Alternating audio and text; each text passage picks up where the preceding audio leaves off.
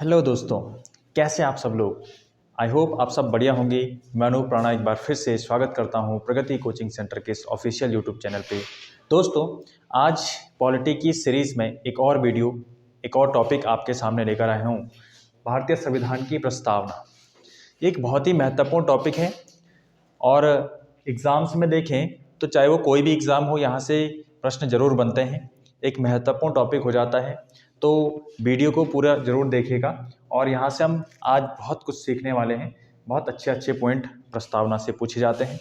देखिए, सबसे पहले प्रस्तावना के थोड़े इतिहास के बारे में बात कर दी जाए तो संविधान सभा की तीसरी बैठक 13 दिसंबर सन 1946 को होती है और इस बैठक में पंडित जवाहरलाल नेहरू एक उद्देश्य प्रस्ताव लाते हैं जिसमें कि कॉन्स्टिट्यूशन यानी भारतीय संविधान का एक खाका, एक ढांचा समाहित रहता है। और यही उद्देश्य प्रस्ताव 22 जनवरी सन 1947 को संविधान सभा से पारित होता है। आगे चलकर इसे भारतीय संविधान की प्रस्तावना कहा गया। भारतीय संविधान की प्रस्तावना में संविधान के सभी मूल्यों को दर्शाया गया है। ये मान के चलिए शॉर्ट में पूरी संविधान की परिभाषा हमारे प्रस्तावना में मिल जाती है। ठीक है, तो यहाँ पर देखिए, सबसे पहले पूछेगा कि प्रस्तावना किस देश से ली गई है। प्रस्तावना को कहाँ से लिया गया है? अमेरिका के संविधान से प्रस्तावना को जोड़ा गया है और जो इसकी भाषा है ये ऑस्ट्रेलिया से जोड़ी गई है। ध्यान रखना है, प्रस्तावना की भाषा को ऑस्ट्रेलिया से जोड़ा गया है। अब प्रस्तावना के बारे में सबसे पहले कुछ पॉइंट्स आते हैं कि प्रस्तावना को किसने क्या कहा था। तो देखिए, प्रस्तावना को परिचय पत्र कहा था एन.ए. पालकीवाला ने। ध्यान रखना है, परिचय पत्र किसने कहा था? एन.ए. पालकीवाला ने। भारतीय संविधान को या भारतीय संविधान की आत्मा प्रस्तावना को किसने कहा था? दो बातें हैं, प्रस्तावना को भारतीय संविधान की आत्मा कहा जाता है और ये कहा था ठाकुर भार्गव दास ने।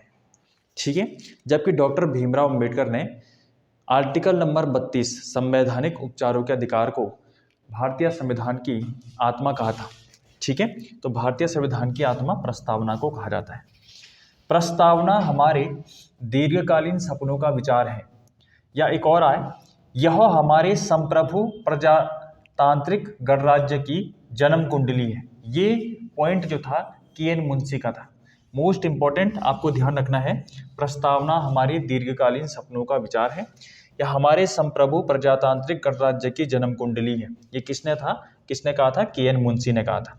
ठीक है, अच्छा, अगर आपको बता दिया जाए कि जो प्रस्तावना है उसे भारतीय संविधान का परिचय पत्र भी कहते हैं, आत्मा भी कहते हैं और जन्म कुंडली भी कहते हैं। ये तीन पॉइंट आपको ध्यान रखने हैं किसने इसको ये कहा था। ठीक है, कभी अगर प्रस्तावना में आपको संविधान संशोधन के बारे में पूछा जाए कि प्रस्तावना में किस संविधान संशोधन के द्वारा क्या ऐड किया गया था, तो आपको बस ध्यान ये रखना है कि प्रस्तावना में एकमात्र संविधान संशोधन हो रखा है 42वां संविधान संशोधन।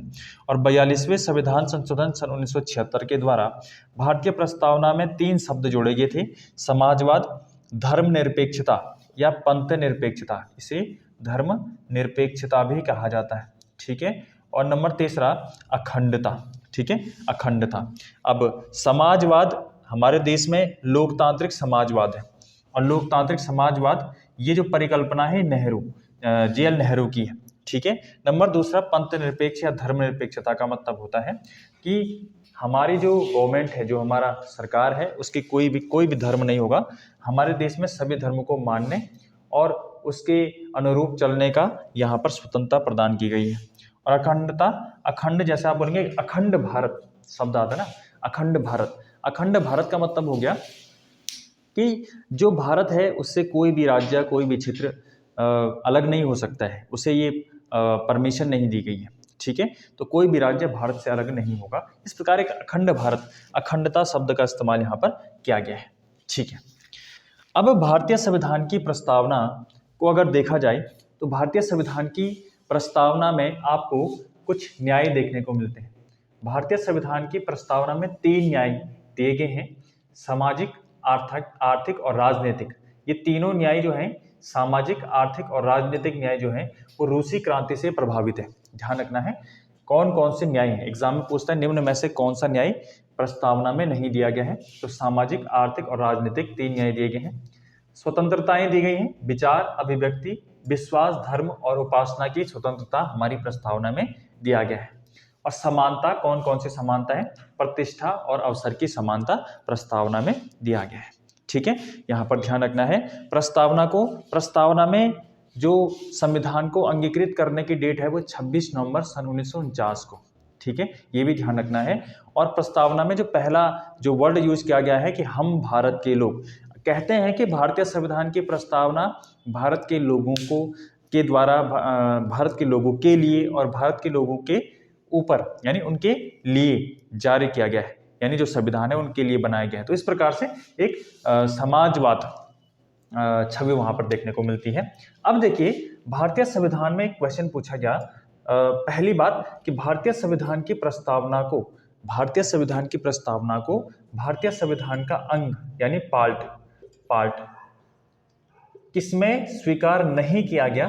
तो ध्यान रखना है बेरुवाड़ी संघ मामला सन 1960, जिसके द्वारा भारतीय संविधान की प्रस्तावना को संविधान का अंग यानी भाग के रूप में स्वीकार नहीं किया गया था।